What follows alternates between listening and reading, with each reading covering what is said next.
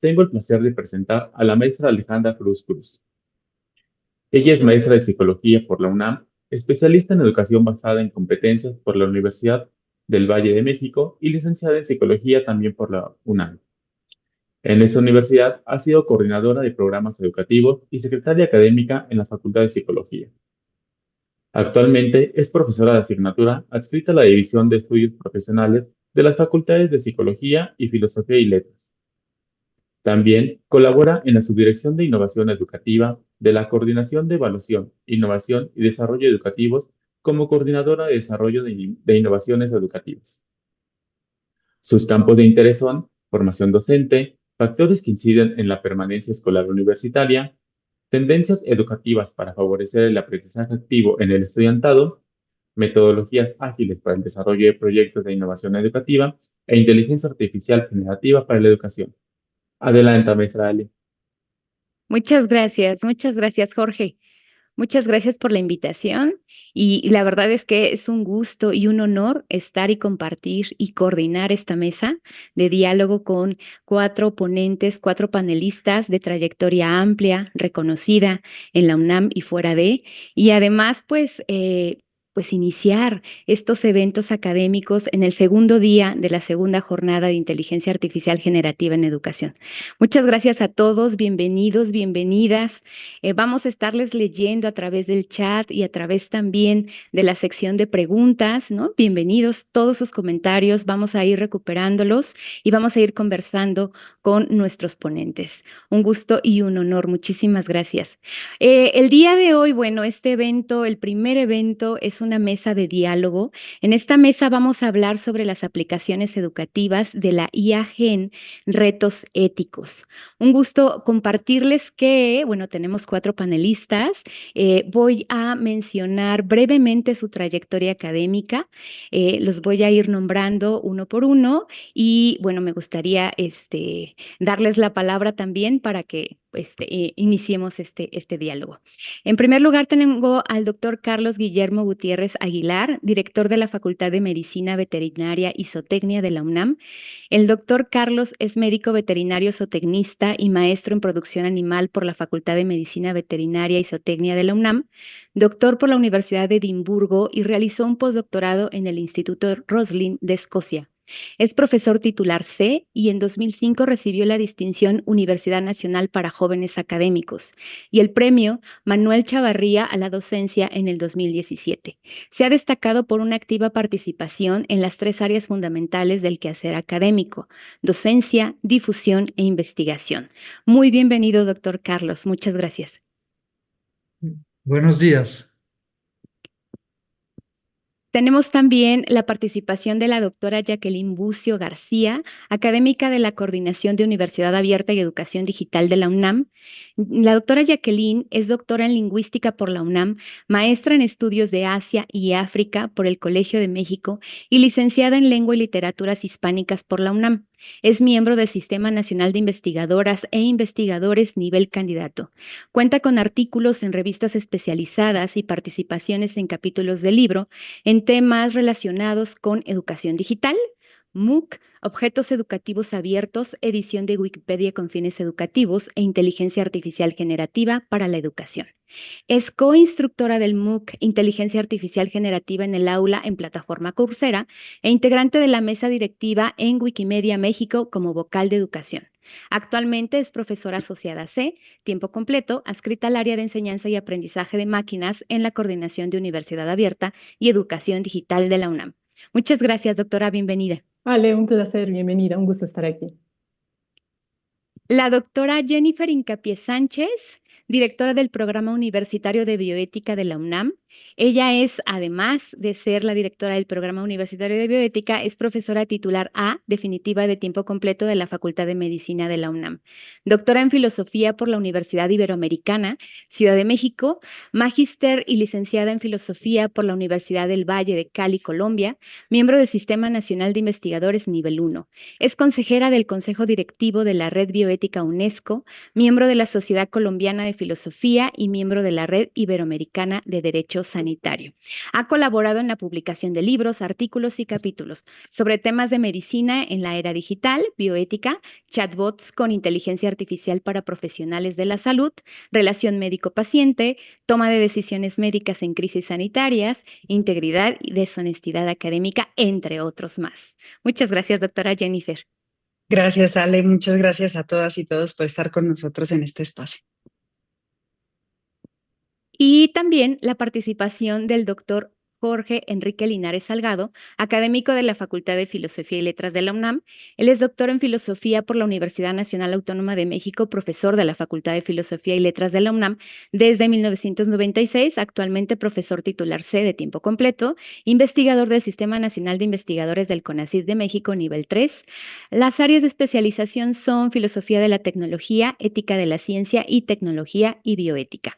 Además de su docencia en la UNAM por más de 28 años, tanto en licenciatura como en posgrado en filosofía y en el posgrado de filosofía de la ciencia, ha sido profesor en el máster interuniversitario en filosofía, ciencia y valores de la Universidad del País Vasco. Preside la Asociación Filosófica de México, AC, y es presidente de la Red Iberoamericana de Filosofía. En la UNAM ha sido coordinador del posgrado en filosofía de la ciencia, fundador y director del programa universitario de bioética y director de la Facultad de Filosofía y Letras. Fue miembro del Consejo Consultivo de la Comisión Nacional de Bioética del Gobierno de México. Muchas gracias, doctor Jorge Enrique Linares. Buenos días, gracias por la invitación. Bueno, pues ustedes, como se darán cuenta, tenemos a un grupo de panelistas que, dada la trayectoria, dada su experiencia, dada también toda su trayectoria académica, pues ha incursionado en el tema de la inteligencia artificial, ¿cierto? Y como lo veíamos desde ayer, tanto en la mesa de diálogo con participación de profesores y también de estudiantes, ya veíamos que estas aplicaciones educativas de la IA Gen también genera muchas interrogantes, mucha incertidumbre. Entonces, me gustaría, como en primer lugar, a lo mejor, ¿no?, que ustedes nos indiquen cuál es la incursión que han tenido en la inteligencia artificial generativa, cómo la han utilizado, para qué la han utilizado, de tal suerte que sea como un contexto general que nos dé pie a lo siguiente, que son los retos éticos. ¿Les parece? Vamos pues, doctora Jacqueline, adelante. Muchas gracias, Ale, pues que con gusto. Creo que como todos comenzamos a usar estas herramientas hace 2 años, sobre todo las de inteligencia artificial generativa, mis colegas tienen experiencia, claro, desde antes, porque la inteligencia artificial no es nueva, como hemos estado viendo en todas estas presentaciones, pero la generativa sí ha tenido tanto un alcance y un impacto que nos ha obligado a empezar a investigar cómo funcionan estas herramientas a todos, a todas. Y en ese sentido yo quisiera comentar 3, no tanto por las herramientas, o 3 ejemplos de lo que he venido usando. Lo primero que a mí me interesa mucho, pues los MOOC. Desde la Coordinación de Universidad Abierta de Educación Digital preparamos un MOOC justamente de formación docente, un MOOC en Coursera, en plataforma Coursera. En este momento tiene 12,000 participantes. Yo honestamente pensé que ese MOOC se iba a hacer viejo en un mes, porque a la velocidad que avanzan estas herramientas, pues pensé que íbamos a tener que estarlo actualizando. Y lo que vemos es que es algo como en cascada, ¿verdad? Va llegando a nuevas personas, a nuevos docentes que quieren investigar cómo funcionan estas herramientas. El curso es Inteligencia Artificial Generativa en el aula y lo que hacemos es justamente eso. En las 2 primeras semanas llevar a docentes a practicar con herramientas de diferente tipo, de texto a texto, texto a audio, texto a video y ver el potencial de las herramientas. Después nos ponemos en una parte de cómo se integrarían, ¿verdad?, potencialmente algunas actividades académicas o algunas actividades de enseñanza, y entonces hay la oportunidad de transformar alguna actividad, por ejemplo, ese resumen que pedíamos, ¿verdad?, haz el resumen de la novela Los de Abajo y lo traes para la próxima clase. Pues no, evidentemente esas actividades van a tener que modificarse porque eso puede hacerlo ahora una herramienta de inteligencia artificial generativa. Y eso en principio fue el gran acercamiento a qué sucede con estas herramientas. Es un curso abierto para la comunidad UNAM y con la constancia gratuita. Pero dentro de la misma plataforma Coursera hemos visto una evolución enorme en cuanto a lo que inteligencia artificial puede hacer para estudiar de otra manera. Por ejemplo, ahora debajo de cada video aparecen botones como quiero preguntas de práctica, explica este tema de forma más sencilla, hazme un resumen o dame ejemplos de la vida real. y eso se genera de manera automática en el momento cuando un participante de un MOOC quiere profundizar en el estudio de algún video, de algún tema que está estudiando. Esto no lo teníamos antes, a mí me tiene fascinada estar practicando con estas herramientas, además de que en Coursera ya también, por ejemplo, se pueden crear cursos a partir de un prompt. Yo puedo solicitar, quiero un curso para las mejores estrategias para aprender. Y entonces la búsqueda es dentro de todos los cursos que tiene Coursera. Me regala videos, ¿verdad?, de diferentes universidades y arma una estructura, una columna de un curso que ya se podría ofrecer. Yo tengo que hacer evidentemente otras evaluaciones, otras pequeñas modificaciones, pero también este prompt puede servir para hacer cursos completos en Coursera. Entonces estamos metidos en estas herramientas, en estas nuevas formas de convivir, y ya hablaremos más adelante de otros aspectos. También me interesa mucho ahora NotebookLM, esta plataforma para crear podcast de inmediato a partir de un conjunto de apuntes. Habrá más herramientas, nombro esa porque es la que está ahorita, seguramente habrá más. Y Recall podría mencionar también una herramienta que extrae contenido, cosecha el contenido de todos los sitios que me interesan, hace una visualización, y ahí lo que a mí me interesaría, y con esto cierro, es decir que he recuperado mucha información que me interesa de la red, alguna que sé que ya no voy a leer, ¿verdad?, pero que me interesa, cosecho toda esa información, se genera una visualización en esa herramienta, ahora la pondré en el chat, y hay nodos evidentemente muy gruesos, muy gordos, que están centrados todos en torno a ChatGPT, inteligencia artificial generativa, pero hay una línea que sale alrededor de toda esa maraña, y esa línea es, y se los digo con precisión, filosofía, un tema que me interesa que es decolonizar la integridad académica, Platón, fenomenología, Descartes, comunidad de indagación y generativismo. Son nodos que salen evidentemente de todo este comentario tecnológico que se está realizando. Entonces, verdaderamente la filosofía en este momento la siento en un nivel paralelo, ¿verdad? Y no está llegando hacia el centro de la discusión. Con eso me quedaría. Muy bien, muchas gracias, doctora Jacqueline. Por favor, doctor Jorge. Bueno, yo sobre todo ahora empleo herramientas de inteligencia artificial para traducción de textos. Me di cuenta, por ejemplo, que traducción de lenguas como el alemán al español son mucho más precisos los traductores automáticos como el DeepL, incluso los que tiene Google. Y eso ayuda mucho en la tarea académica. Se pueden utilizar para muchas tareas de búsqueda de información más precisas si uno pregunta bien, para resumir textos, para mejorar la redacción de textos. Casi todas las aplicaciones ya traen de redacción o incluso en línea herramientas para parafrasear los textos. Y bueno, es claro ya que se puede generar con inteligencia artificial generativa textos enteros, incluso poemas. Se podría hacer filosofía sin problemas. En fin, tiene unas aplicaciones y un potencial muy importante que pues es necesario practicar, ejecutar, para poder evaluar cuáles son sus implicaciones, ¿no? Hoy en día pues ya un montón de estudiantes en muchas carreras utilizan ya estas herramientas, están mucho más adelantados que el profesorado, y en particular en las humanidades pues es un tema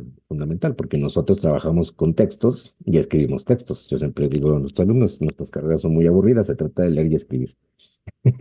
No hay ninguna emoción fuerte, digamos, a menos que uno le encuentre realmente sentido a esto. Y esto va a cambiar rápidamente la forma en que enseñamos, en que trabajamos, en que investigamos, sin duda alguna.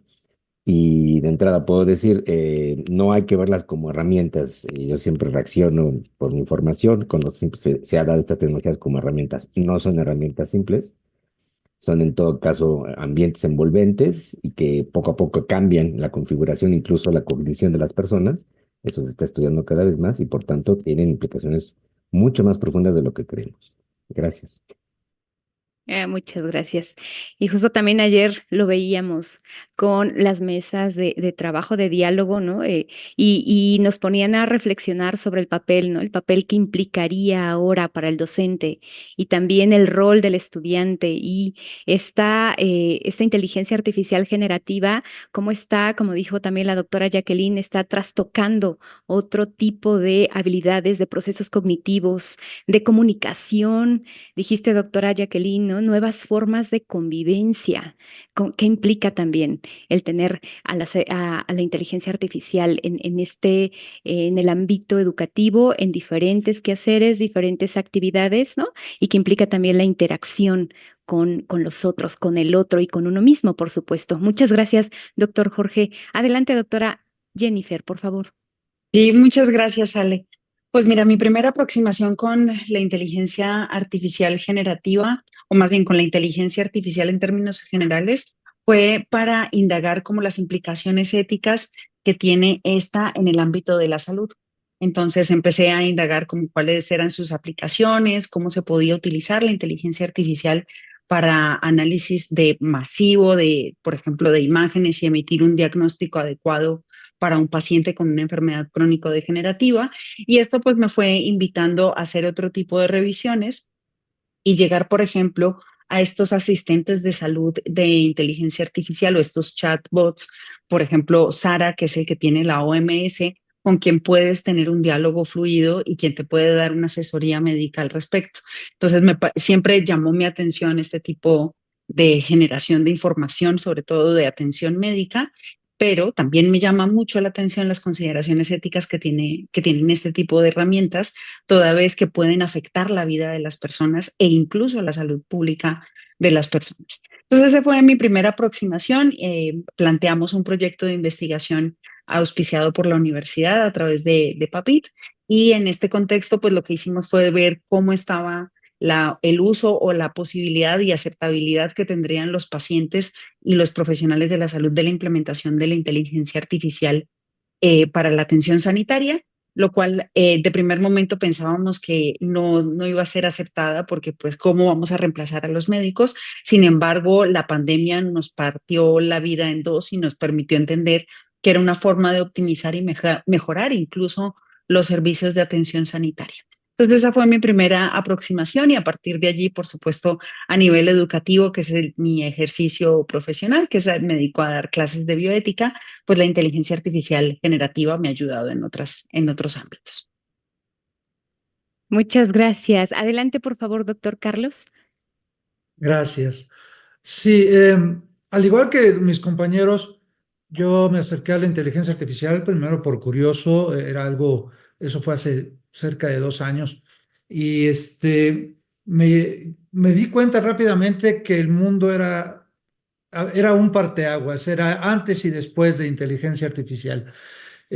Cada vez conforme me adentraba más en los usos de inteligencia artificial, me sorprendía más del potencial que esto iba a tener.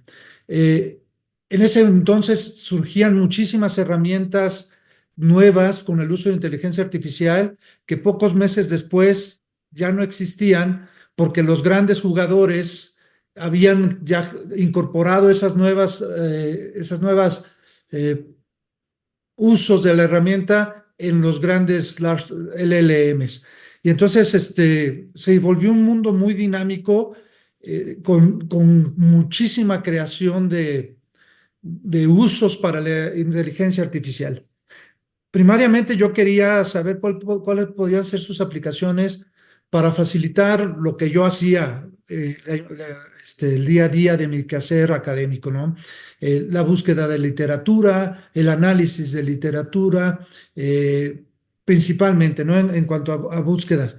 Pero después me di cuenta que esto era mucho más grande que eso y empecé a dar seminarios a mis compañeros de cómo podíamos usarla para análisis de datos, búsqueda de literatura, interacción con PDFs, traducción, como ya se dijo.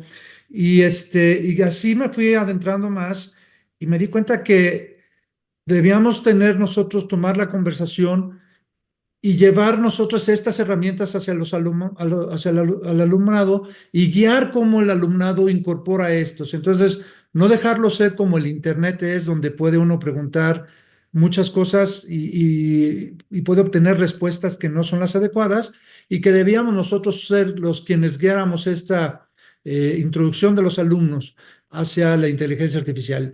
Al inicio yo usaba principalmente las aplicaciones de muchas empresas que empezaron a hacerlo dirigidas hacia ciencia, y actualmente hay buscadores que certifican la información que se nos da, porque había al inicio de la inteligencia artificial había algo que se llamaba alucinaciones. Y básicamente la inteligencia artificial no se podía quedar callada, respondía a la pregunta que uno hiciéramos, aunque no supiera. Es como muchas personas que conocemos, ¿no? Pero empezaron a salir aplicaciones que cercioraban la información. Y entonces creo que eso era muy importante, que se guiara y que se usaran ese tipo de aplicaciones. Y finalmente acabé por adentrarme en hacer cursos de ingeniería de prompting, y me di cuenta que para que tuviéramos la aplicación necesaria que queríamos, debíamos desarrollarla. Y me volví desarrollador de aplicaciones. Actualmente tenemos un simulador de casos clínicos veterinarios para que los alumnos lo usen y ellos puedan autogestar su aprendizaje. Y creo que esto es una de las grandes ventajas de la inteligencia artificial, que si tenemos las herramientas adecuadas, podemos dárselas a los alumnos guiados por los profesores y ellos pueden autogestar su aprendizaje, y esto lo pueden hacer sin la necesidad de que esté el tutor ahí, sí, guiados por él, pero pueden hacerlo en un tiempo cuando ellos quieran, y se puede volver un vicio para ellos, en donde ellos estén, así como lo es el TikTok y como lo son muchas aplicaciones que se usan. Si logramos que esto sea algo lo suficientemente atractivo para ellos, podemos hacerlos que su aprendizaje avance a pasos agigantados. Y les invito a que los prueben.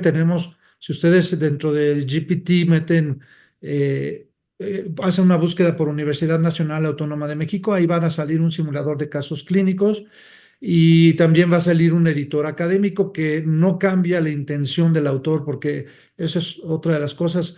Sí nos ayuda a mejorar nuestros textos, pero muchas veces cambia la intención del autor. Y entonces desarrollamos un editor que conserva la intención del autor y no lo cambia a que suene inteligencia artificial, sino que sigue siendo la voz del autor. En fin, entonces creo yo que a futuro debemos nosotros ser quienes guíen este aprendizaje. Creo que debemos incorporarlo. Yo me declaro, soy un optimista en cuanto al uso de la inteligencia artificial. Como dije al inicio, creo que hay un antes y un después en este mundo y en la academia con el uso de la inteligencia artificial. Y para mí uno de los retos es cómo lo incorporamos y hacemos que esta aplicación llegue a todo mundo y no haya una brecha entre los que tienen uso, no haga más grande pues esta brecha en la disponibilidad de la tecnología. Y creo que la UNAM debe jugar un papel muy importante en hacer estas herramientas disponibles a todo el mundo. Gracias. Gracias, doctor Carlos. Y nos damos cuenta entonces cómo estas potencialidades de la inteligencia artificial generativa traspasan no solamente áreas, sino también disciplinas, contextos. Podemos utilizarla en diferentes herramientas, aplicaciones, para estudiarla, para probarla. Ya nos decía ayer también el conferencista al inicio de la segunda jornada, el doctor Dixon nos decía justo que habría que probar, que habría que conocer también la inteligencia artificial generativa, y que entonces tenemos que probarla, experimentarla, evaluarla también y saber cuáles son estas potencialidades. Pero, y ahorita retomo la pregunta de uno de los participantes aquí de la audiencia, de Guillermo González, pero existen, por supuesto, ¿no?, algunas reflexiones necesarias al respecto de estas aplicaciones de la IA Gen en educación. Él nos pregunta, ¿cuáles serían los principios éticos básicos, si nos adentramos justo ya a la segunda pregunta, que deben ser sometidos a una profunda reflexión? Tomen en consideración también el contexto desde donde ustedes están aplicando la inteligencia artificial generativa en el ámbito educativo, que son necesarios, ¿no?, pues de reflexionar, de poner sobre la mesa, de discutir, de tener en el aquí y en el ahora, porque es cierto que esta inteligencia artificial la estamos utilizando, la estamos aplicando en diferentes contextos y es importante también considerar cuáles son esos principios o retos éticos en los que deberíamos de centrar esfuerzos hacia la reflexión. ¿Nos ayuda, doctor Jorge? Sí, muy bien, gracias. Bueno, pues a ver, en pocas palabras, lo que tenemos que hacer, el principal reto ético, el principio es mantener la agencia de las personas humanas y y el desarrollo de sus propias capacidades cognitivas, que suponemos es lo que distingue a los seres humanos del resto de seres vivos y animales. Hoy avanzamos mucho más en el estudio de la cognición animal, porque, a ver, somos animales, ¿no? Pero hay capacidades específicas como la de la lectoescritura. Nadie nace aprendiendo a escribir una lengua. Hay que aprender todo un sistema y desarrollar la escritura, es una habilidad cognitiva muy desarrollada y complicada, que no se adquiere fácilmente. Pues la gran mayoría de la gente en la universidad no sabe escribir, lo voy a decir en términos llanos, ¿no? En ciencias naturales no saben escribir, perdonen, pero no saben escribir. Tampoco leer, Entonces, doctor. bueno, eso ya todo está peor. Entonces, tenemos que desarrollar las habilidades de escritura. No quiero decir que todo el mundo tiene que llegar a ser un autor en literatura. Es curioso que además la gente que llega a desarrollar una capacidad, por ejemplo, poética muy importante, dice que no es ya ella la que escribe, que es casi el lenguaje el que se escribe a sí mismo. Digamos que la métrica de la poesía sale de otro lado y que el autor solamente es una especie de medium, de vehículo para que el lenguaje hable. Estas son tesis filosóficas un poco enredadas, pero es así. Entonces, bueno, para empezar, entonces hay que mantener siempre la capacidad cognitiva de las personas en no solo en deliberar, razonar, leer, escribir, ser un agente, un sujeto agente que tiene algo que decir, ¿no? Y que tiene algo que hacer y que toma, por tanto, responsabilidades. Entonces, quiere decir responsabilidades e interacciones sociales en lo que cuentan todas las capacidades también emocionales, ¿no? Y se ha dicho muchas veces, en el caso de todos los sistemas de inteligencia artificial, no deberían nunca reemplazar totalmente a las acciones, decisiones y deliberaciones humanas. Hoy en día eso ya está pasando, ¿no? Y se va a imponer porque esto avanza por razones comerciales, ¿no? O sea, son sistemas mercantiles que tienen toda una implicación en el mercado y tarde o temprano muchas universidades van a entrar en esto, más las privadas que las públicas. Nosotros tenemos que saber utilizar todos estos sistemas, pero nunca irnos con la finta de que lo vamos a hacer por razones de mercado. Eso sería, en mi opinión, bastante erróneo. Entonces, tenemos que fortalecer las capacidades cognitivas básicas de aprendizaje, de interacción, de diálogo, de elaboración discursiva, tanto oral como escrita, de lectura a profundidad, que eso implica tiempo, desarrollo, espacio para leer. Ahora sabemos, bueno, por el tipo de vida que llevamos, digitalizada y tal, mucha gente ya no sabe leer textos largos, ¿no? Se pierden la atención fácilmente en clases. Y bueno, yo lo que quería decir, lo decía en las reuniones previas, yo creo que la universidad tiene la oportunidad de realizar investigación educativa a profundidad con algunos de estos sistemas para encontrar en los datos masivos, lo que no puede hacer ninguna mente humana, en los datos masivos, aquellos patrones del comportamiento y de la modificación de estas tecnologías en el proceso de enseñanza-aprendizaje, no solamente aprendizaje, sino también de enseñanza, que va a modificar. Y eso, ojalá que la UNAM lo pueda hacer de una manera institucional, ¿no? No hacemos mucha investigación educativa que sea útil para la universidad misma, no mejoramos los planes de estudio ni la enseñanza, y con base en ninguna de estas cosas. Hay gente que ha hecho muchos trabajos, que ha hecho investigación empírica, pero eso no aterriza, digamos, no resulta en aplicaciones prácticas, ¿sí? Gracias. Por favor, doctora Jennifer. Sí, ¿nos muchas comenta? gracias, Ale. Sí. Mira, yo creo que de los retos más importantes que enfrentamos con la implementación de la IA generativa en el ámbito educativa, yo creo que el doctor lo mencionó bastante bien y es el poder seguir siendo agentes, sujetos agentes.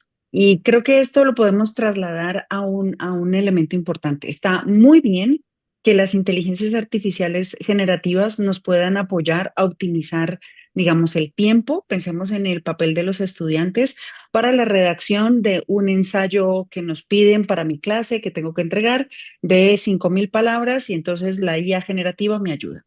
Sin embargo, eso nos implica a nosotros como estudiantes asumir una responsabilidad muy grande, que es tener conocimiento del tema. Y para poder tener conocimiento del tema nos tenemos que documentar, tenemos que leer y tendríamos que escribir también. ¿Por qué? Porque tenemos todavía este tipo de posibilidades que mencionaba el doctor Gutiérrez, de las alucinaciones de la inteligencia artificial.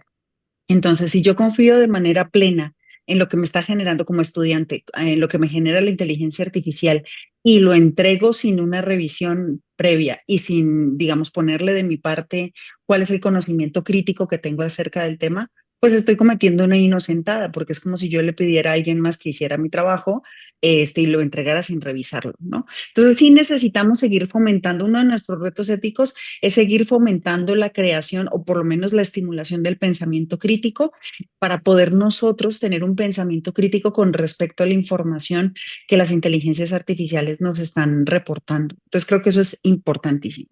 Lo siguiente sería, el siguiente reto ético es esta dependencia excesiva de la inteligencia artificial.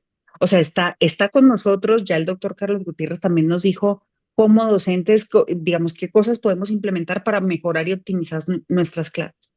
Pero si nuestros estudiantes dependen de manera completa y tienen una dependencia excesiva en las inteligencias artificiales, la creación de su pensamiento crítico va a disminuir, pero además el posicionamiento de perspectivas, digamos, que se construyen a través de nuestra experiencia de vida, pues también se va a ver limitada. Entonces es como si nosotros estuviéramos dejando de ser esto que el doctor Linares mencionó, agentes, sujetos agentes, y estuviéramos permitiendo que alguien más emitiera opiniones por nosotros, que alguien más estuviera posicionándose frente a ciertos temas dilemáticos por nosotros, y creo que eso es bastante importante. Y a mí otro de lo que me parece que es muy importante tener claridad de los riesgos que tendría la inteligencia artificial generativa en el ámbito educativo es la superficialidad del análisis ético que tendríamos de nuestras situaciones en clase. Entonces, insisto, si nosotros no nos documentamos, si nosotros no tenemos conocimiento sobre el tema, si no leemos, si no generamos un pensamiento crítico y aún así le estamos pidiendo a la inteligencia artificial que haga la reflexión por nosotros, pues estamos cayendo en una inocentada que me parece que es bastante severa. Severa y riesgosa, ¿no? También. Sí, y más, sí, en el área, por ejemplo, de la salud, ¿no? Definitivamente hay que tener, sí, utilizarlas y probarlas y evaluarlas y también ser muy críticos respecto al producto que nos está arrojando ese sistema, Claro que ¿no? sí, Ale. Te voy a poner un Sí. ejemplo en el caso de la salud, un ejemplo súper sencillo para que veamos cómo si nosotros tendríamos que documentarnos e informarnos, digamos, adquirir el conocimiento, pero poner en ejercicio nuestro pensamiento crítico. Existe un algoritmo que permite, digamos, hacer diagnósticos para determinar como ciertos niveles de dolor crónico y poder asignar la dosis específica de ciertos pacientes. Y existe una inteligencia artificial que ayuda al manejo de estos algoritmos. Sin embargo, este algoritmo tiene un efecto racial, y es que las personas que son afrodescendientes tienen, digamos, una sensibilidad distinta con respecto a los niveles del dolor. Y entonces esta medicación tiene que ser, digamos, administrada y dosificada de una manera distinta. Entonces, si confiamos plenamente en este algoritmo, en esta inteligencia artificial para la asignación de la dosificación de este medicamento, pues lo que estamos haciendo es dejar por fuera a las personas afrodescendientes. Ahora, también hay otros algoritmos que tienen cierto sesgo cultural y racial, por supuesto, en donde no le asignan, por ejemplo, cierto uso de anestésicos o de medicamentos para paliar el dolor, porque se pueden hacer adictos simplemente por el sesgo racial. Y entonces son este tipo de aprendizajes que se hacen en la vida cotidiana, que tenemos esta experiencia intersubjetiva que es completamente humana, que aún ni siquiera sabemos cómo trasladarlo a las inteligencias artificiales, y que si nos quedamos solo con el resultado de análisis de la inteligencia artificial sin poner nuestra experiencia, entonces pues estamos, insisto, cayendo en una inocencia muy riesgosa y muy compleja. Gracias. A ti, doctora. Muchas gracias. Adelante, por favor, doctor Carlos. Sí. Gracias. Mira, la experiencia que yo tuve cuando empecé yo fui, como dije, soy un entusiasta de esto, y entonces empezaba yo a hablar con mis colegas y muy rápido me di cuenta de los bordes éticos que mucha gente, o los retos éticos que íbamos a tener. Había gente que a la inteligencia artificial le tenía bastantes reservas y quienes francamente le tenían miedo.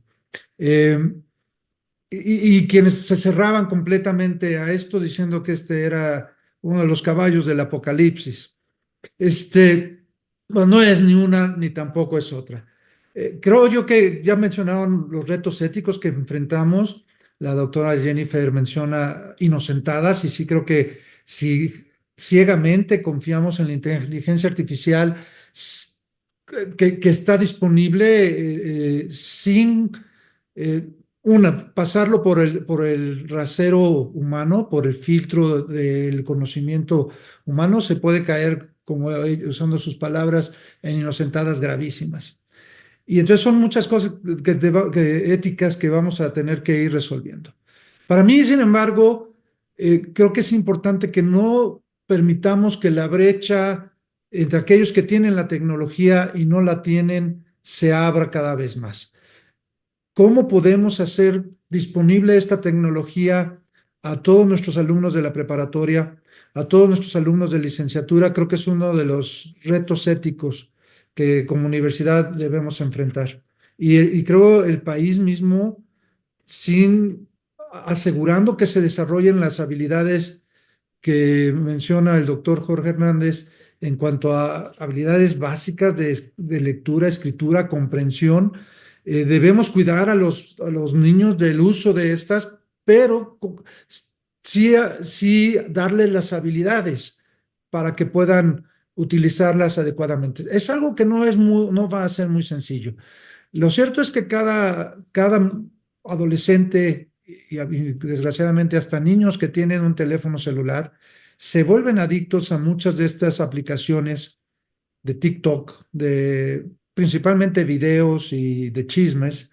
Y creo que debemos igualmente desarrollar aquellas habilidades donde les transmitamos habilidades que nos interesan en ese tipo de aplicaciones. El desarrollo, ojalá hubiera estas empresas que en lugar de nada más desarrollar bailecitos, pues, les dieran información, información que para desarrollar, para adquirir conocimientos y para desarrollar habilidades. Para mí ese es uno de los retos éticos más importantes, el no permitir que una brecha se haga mayor entre clases sociales, entre gente que tiene o no tiene acceso a la tecnología. El otro, desde luego, va a ser entonces la dependencia a esta tecnología. Por un lado, estoy diciendo, debemos hacerlo disponible, pero tenemos que tener cuidado que no se haga dependiente la sociedad y los individuos esta tecnología.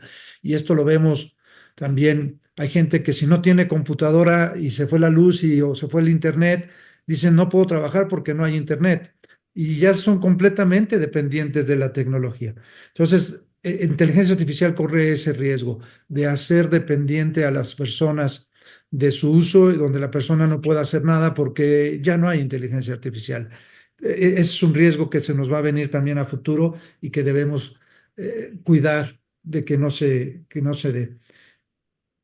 Otro riesgo más que tenemos es el que se vaya reduciendo la interacción humana, la interacción entre nosotros por interactuar con la inteligencia artificial.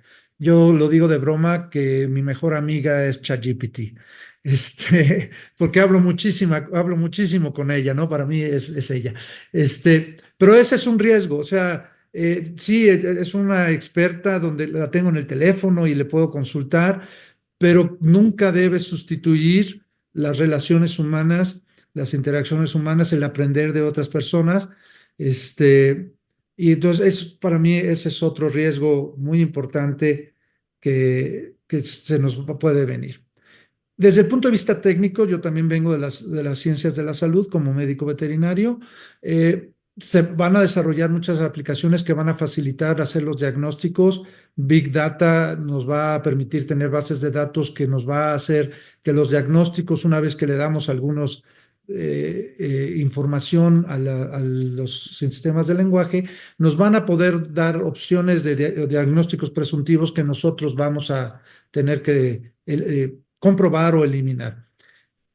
Este último paso es importantísimo, el que sea finalmente una persona entrenada, un médico veterinario, un médico humano, un psicólogo, un psiquiatra, en fin, quien esté tomando esta última decisión, porque esto se va a venir a problemas legales. No se puede, finalmente es un humano quien tiene esa responsiva y no se puede culpar a una computadora porque dio un mal diagnóstico. Es la persona apoyado por toda la tecnología que puede existir, pero finalmente es una persona quien va a hacer ese diagnóstico. Y entonces nunca debe ser el juicio profesional, jamás debe ser reemplazado por la inteligencia artificial. Hay muchos Gracias, otros, pero doctor. creo que con Sí, esto los dejo. hay muchos más, exacto. Doctora Jacqueline, adelante, por Sí, favor. claro, Sí, yo creo que además de lo que ya han mencionado aquí en la mesa, yo añadiría buscar el bien y evitar el mal. Por supuesto, esta autonomía humana que se mencionaba, la justicia y la equidad, todos estos principios deberían regirnos. Y en el buscar el bien y en el mal, yo creo que es un momento muy interesante para quienes son diseñadores de aprendizaje. En inglés existe el término learning designer.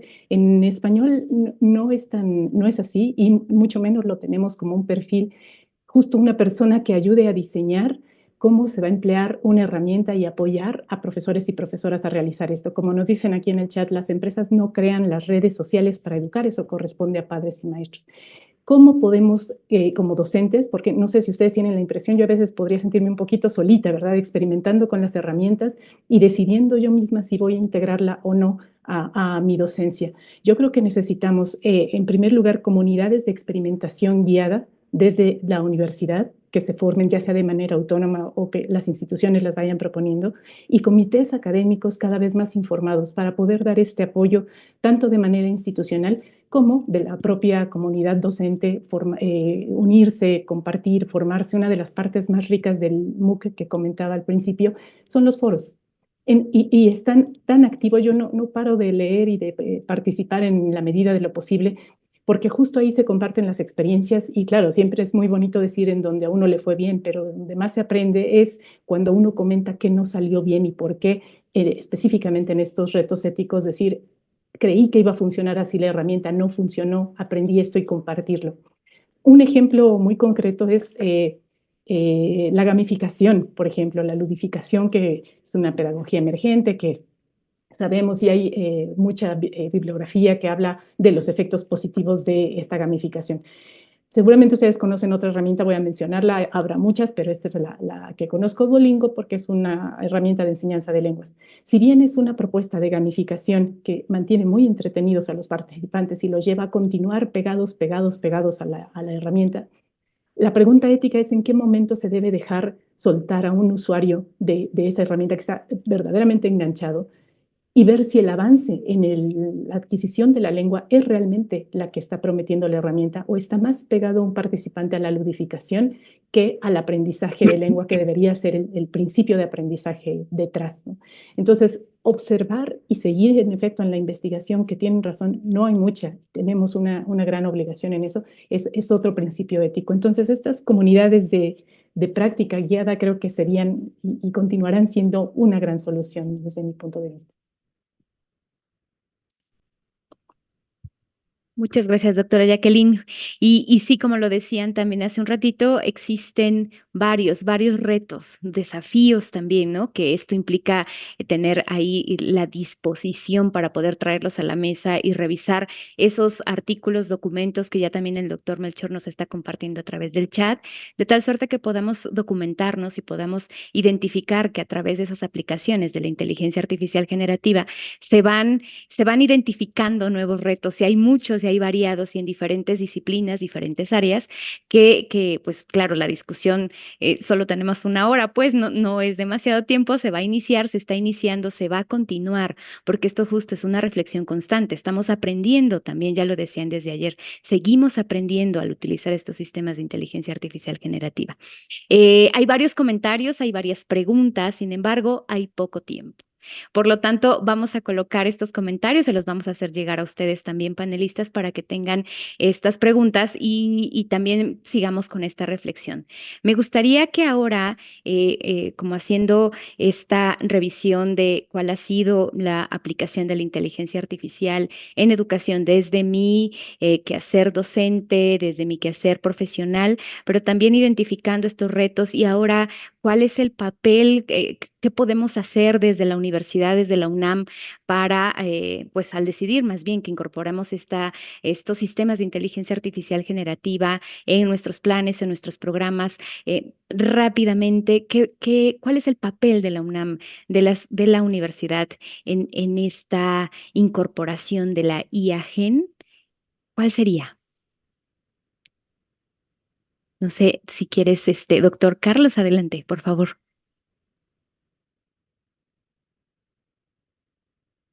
Sí. Su micro.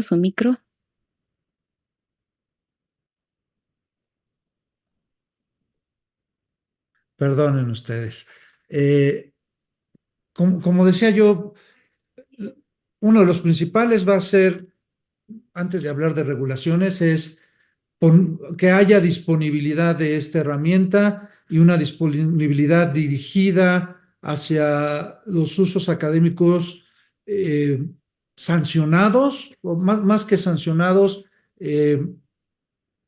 revisados por los cuerpos académicos.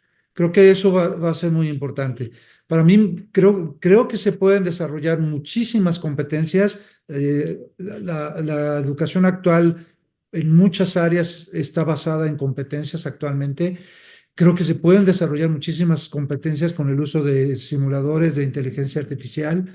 En el caso de la medicina clínica, por ejemplo, el desarrollo de raciocinio clínico se puede desarrollar a través de la repetición de muchos casos clínicos que se pueden generar con inteligencia artificial. Entonces, para mí lo primero que la universidad debemos hacer es poner estas herramientas al servicio de la educación guiada. Por el otro lado está el evitar que haya esa generación del conocimiento por el humano. La generación, estuve yo revisando qué es lo que las revistas científicas, por ejemplo, han hecho en cuanto a la regulación y básicamente permiten mucho el uso de inteligencia artificial, pero la originalidad de las ideas debe ser humana y esto es algo que ellos checan, que vean que existen los antecedentes para garantizar que la generación de las ideas y la interpretación de resultados siempre sea humana. Entonces, eso es un reto, no va a ser muy fácil. Si bien podemos tener a los alumnos asistiéndose para escribir por inteligencia artificial, es importante que garanticemos que la generación de las ideas siempre sea de los humanos. Es algo muy difícil, pero como les decía yo, para mí lo primero va a ser dar disponibilidad. Lo segundo, y después de dar disponibilidad, hablemos de regulación. Gracias. Gracias, doctor Carlos. Adelante, por favor, doctor Jorge. Sí. Sí, gracias. Bueno, a ver, una universidad como la nuestra, pública y que supuestamente tiene un cierto liderazgo en el país y en el mundo iberoamericano, debe desarrollar muchos esfuerzos, uno, para utilizar estas aplicaciones. En el caso de la investigación, los cálculos con datos masivos son muy importantes y pueden ayudar a muchas cosas. Ya en aplicaciones prácticas como los diagnósticos, como vemos, siempre tienen problemas y deben ser supervisados por personas expertas, ¿no? Que tengan la habilidad para revisar la información. Recuerda más que todos los chats siempre te ponen al final, esto puede contener muchos errores, revisa usted la información. O sea, no se confíe nunca en lo que le estoy diciendo porque puede estar totalmente sesgado o inventado, etcétera, ¿no? Entonces, bueno, obviamente no lo podemos rechazar de tajo, hay que investigar. Ahorita muchos hemos entrado ahí a utilizar esto en parte por curiosidad, en parte por saber hasta dónde se puede llegar. Hay gente que ha hecho experimentos muy curiosos. Por ejemplo, se descubrió que muchas de las preguntas que se hacen a los chats, las profundas, no las superficiales, las superficiales son más del 90 y tantos por ciento, son preguntas de problemas emocionales, y entonces ahora se están desarrollando aplicaciones de psicoterapia artificial, ¿no? Así se llama ya, que pueden automatizar, y algunas personas les podrían ayudar, porque no todo el mundo tiene acceso a psicoterapeutas, sigue siendo algo muy caro, en ciertos ámbitos culturales ni siquiera es algo que se piensa como algo necesario, ¿no? Y ahora bien, entonces la universidad debe desarrollar aplicaciones como lo hace Carlos Gutiérrez, utilizar esas herramientas para generar los propios sistemas, porque hoy, por ejemplo, nuestra universidad depende absolutamente de los sistemas informáticos de Microsoft o de Google. Nos hemos rendido literalmente cuando teníamos capacidades. Aquí hay gente experta en la universidad. Hace unos años teníamos nuestro sistema de correo electrónico. Era bastante malo, pero era nuestro. Y ahora no, nos hemos rendido, nos hemos entregado a esas transnacionales y les damos todos nuestros datos gratis. Eso se llama colonialismo tecnológico, ¿sí? Y gracias a ello, pues reciben muchísima información gratuita de todas las universidades del mundo y pueden hacer lo que quieran. Entonces, tendríamos que la UNAM de que desarrollar nuestros propios cursos, los curseras, como lo que hace Jacqueline.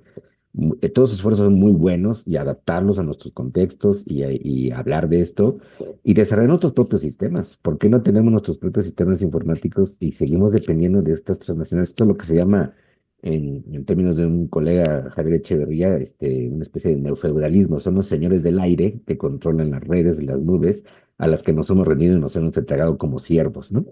Ese es así. Ahora, las usamos porque son gratuitas, entre comillas, ¿no? Y nos reportan beneficios, en efecto, pues Y ahora, en el caso de cómo prevenir que las personas se hagan adictas, literalmente, y estén totalmente pegadas al trabajo, es que estas tecnologías se basaron en la captación de la atención, ¿no? Lean el libro de Shoshana Zuboff. Estuvo diseñado explícitamente para eso todo el sistema de las redes sociales y de las aplicaciones de Internet. De lo que se trata es de que la gente esté pegada a eso porque eso es lo que reditúa y lo que se puede vender. Sobre la base de esto se desarrollan todas las aplicaciones de inteligencia artificial, como los chats, sobre todo, que se han vuelto muy populares, y la gente pues también tiene una tendencia, o tenemos una tendencia a usarlos intensivamente hasta que ya nos hartemos, ¿no? Y como pasa con cualquier adicción, la única solución es dejar de hacerlo, ¿no? Así de simple. Hay un libro famoso de Jared, ¿cómo se llama este hombre? Lanier, que era uno de los desarrolladores en Google, el libro se llama así: deja de usar tus redes sociales ya. Entonces, recomendación: cuando tienes un problema de adicción con cualquier sustancia o acción, deja de hacerlo, punto, ¿no? Y implica una enorme fuerza de voluntad. Yo, por ejemplo, no uso nada de redes sociales. Hace años que le vi que no tenía ningún sentido usar eso. Hoy en día la gente se está saliendo de X porque está controlada por este magnate que ahora resulta que es parte del gobierno norteamericano. Dejen de usarlas, así de simple, y utilicemos lo que es necesario para trabajos específicos, acotándolo, y siempre sin perder de vista que tendrá que haber supervisión humana y que no, digamos, em, reemplacemos a las interacciones humanas, ¿no? Seguimos muchos pensando que el trabajo en el aula, la interacción cara a cara, corporal, gestual, etcétera, es importante cognitivamente hablando, y se han hecho muchos estudios, ¿no? Durante la pandemia tuvimos que virtualizar la enseñanza, y hoy como conferencias como esta pues ya son muy normalizadas en todas las áreas, en todo el tiempo, pero seguimos pensando que no son suficientes como para reemplazar la interacción que resulta en el ambiente físico, en el primer entorno de la interacción completa, digamos, ¿no? Que permite la enseñanza y el aprendizaje. Entonces la universidad debe seguir insistiendo en ello y en rescatar los valores y las buenas prácticas de lo que ha resultado hasta el momento, pues toda una tradición de enseñanza-aprendizaje a la manera tradicional. Era que alguien preguntaba: ¿y cómo podemos hacer para que los estudiantes no utilicen estas herramientas y escriban sus trabajos? Pues pidan los trabajos escritos a mano, así como antes. Y en la facultad ya mucha gente está volviendo eso: exámenes escritos a mano, exámenes orales, trabajos escritos a mano que son difíciles de leer, implican habilidades de criptología, pero bueno, pero quizá hay que volver a eso. Gracias. Sí, muchas gracias. Doctora Jackie, por favor. Claro, yo creo que lo que acaba de decir el doctor Linares es muy importante en el sentido de qué estamos haciendo desde las dependencias, y creo que un aprendizaje es que ya no vamos a poder trabajar en soledad y que la interdisciplina y la comunicación entre dependencias y entre disciplinas es base para poder lograr nuevas propuestas. Por ejemplo, nos preguntan aquí acerca de qué va a pasar con los planes de estudio. Ya de por sí es un proceso lento, ¿cómo podríamos agilizarlo? Y ahora si tenemos inteligencia artificial generativa en el panorama, se vuelve muy complicado. Creo que vamos a tener que conversar con facultades o con expertos que están trabajando en esta inteligencia artificial. Me refiero específicamente a conversaciones entre pedagogos e ingenieros, ¿no? Que podamos llegar a acuerdos de justo cómo, lo que decía también el doctor Linares, usar nuestras propias herramientas, que cada vez se pueda poner un gran modelo de lenguaje al servicio de un determinado número de documentos, a un corpus más acotado, y en ese sentido evitar o minimizar las alucinaciones, que ya hay herramientas que lo ofrecen, pero en efecto nosotros no las tenemos y podrían ser de mucha utilidad. Pero para eso un grupo de ingenieros, como hemos logrado trabajar con el CECAF, por ejemplo, trabajando con pedagogos y trabajando con personal de las diferentes disciplinas, vamos a tener que aprender a hacer tal vez estas propuestas de diseño curricular y de diseño de aprendizaje, diseño de clases. Esto es lo que yo comentaría desde el nivel institucional, cómo fomentar esta indisciplina. Creo que esta interdisciplina, creo que es un gran reto. Y por el otro, desde la parte docente, reconocer la necesidad de una formación continua. Estaba compartiendo en el chat algunos MOOC, justo en el sentido de la ética y la inteligencia artificial. Hay 2 al menos que me han parecido muy interesantes. Son materiales a los que tenemos acceso de forma gratuita, ya si no queremos el certificado no hay que pagarlos, pero seguir formándonos porque estamos creciendo en estas en estas emergencias y cuestiones emergentes que nos enfrentan. Entonces, como docentes, seguirnos formando, y como institución, ojalá se logren conversatorios y conversaciones y productos de manera interdisciplinaria. Esa sería. Listo. Muchas gracias, doctora Jackie. Adelante, por favor, doctora Jennifer. Sí, muchísimas gracias. Yo creo que es importante que la universidad tome conciencia que el modelo pedagógico hegemónico que hemos estado implementando, pues tiene que replantearse de manera completa. La inteligencia artificial es una herramienta que está aquí y que está para ayudarnos, y creo que hay que incorporarla, no volverla un demonio, ni excluirla pues de nuestro proceso, porque hace parte de nuestra realidad. Pero creo también que es importante que la universidad pueda acercarse con sus docentes y sensibilizarlos de esta gran herramienta y cómo puede facilitarles la vida. Probablemente generaciones como la del doctor Gutiérrez, como la del doctor Linares, como la mía, pues somos personas que ya estamos un poco más adaptados a la tecnología y la aceptamos, pero también es una realidad que la universidad tiene una planta docente muy mayor y que deberíamos estar nosotros desde instancias como el CEIDE y demás, digamos, mecanismos, a aproximarla a la inteligencia artificial a estos profesores que rechazan este tipo de modelos, pero que además también rechazan una evaluación, digamos, innovadora. Entonces hay que replantearnos las formas en las que estamos evaluando el aprendizaje de nuestros estudiantes, porque ya ni las formas en las que se está interactuando en la sociedad son las mismas, ni la forma en la que deberíamos estar educando son las mismas, y también aceptar nosotros como docentes el hecho de que la inteligencia artificial está aquí en nuestra realidad y está ahora. Yes. Con ese mensaje nos quedaríamos, doctora Jennifer, doctora Jacqueline Bucio, doctor Carlos, doctor Linares. Muchísimas gracias por tan generosa contribución, por esta hora de mucha información. Muchísimas gracias por compartir, y además en el chat, pues ahí se queda toda esa información también, que por supuesto se las haremos llegar. Espacios y actos académicos como este, eventos como este, pues definitivamente nos ayudan, ¿no? A unir esfuerzos y por supuesto que a contribuir y seguir fortaleciendo a la UNAM. Muchísimas gracias. Gracias a Muchas ustedes. gracias Mucho y gusto. muchas felicidades.